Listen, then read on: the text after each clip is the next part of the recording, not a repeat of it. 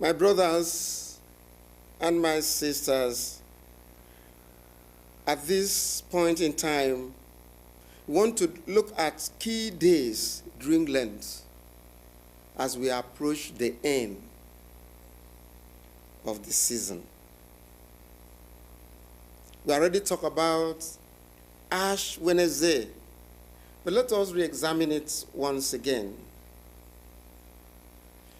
Some churches believe having the ashes and also talk about the symbol, what these ashes represent. But I want to tell you that whether you have the ashes or not, but your heart is with Christ, it shows submissiveness. So Ash Wednesday is the first day of Lent, as I already said. And the ashes symbolize our grief. That's the most important thing I want to bring out. That is not only the physical ashes that you may see, but we are talking about the one that you cannot see. So the ashes symbolize our grief for the things we have done wrong.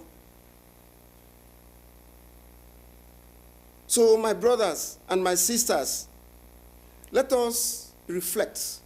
What are those things that we have done in a different way that is not according to the dictates of Christ?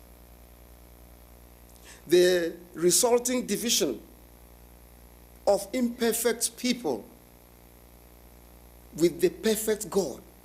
Our God is perfect. So if our God is perfect, we have to strive to keep the faith and do what is right. Because without holiness, no man or woman can see God. So when we talk about the Ash Wednesday, let that come into our minds. If that comes into our minds, and we know that all that we are talking about when we mention the ashes is when we stoop ourselves and recognize that we have done something wrong, and then we are crying for forgiveness. Then another day I want us to reflect is the Monday, Thursday. That is the day before the Good Friday.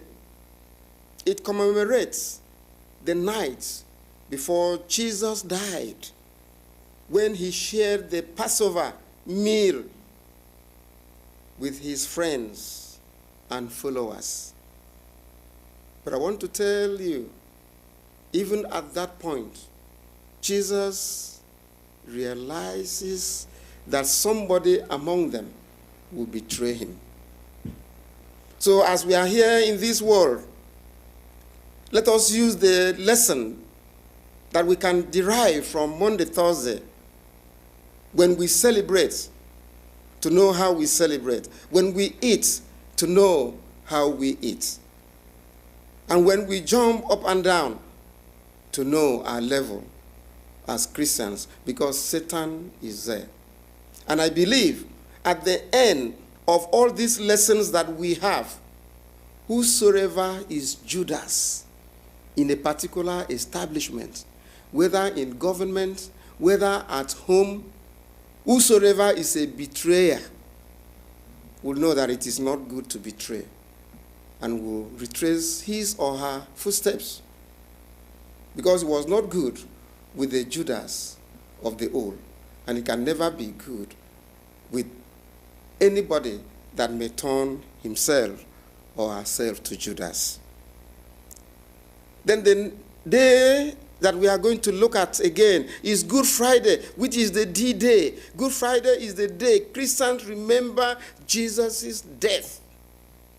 And we call it good, because this is the man that takes away our sorrows, the one that takes away our pains, the one that died on our behalf. So the good reflects how Jesus' death was a sacrifice.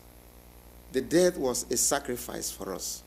And then Easter, which is the day that we rounded it off, a joyful celebration. And I want to tell you, joy will never depart from your families. God bless you, my sisters, my brothers.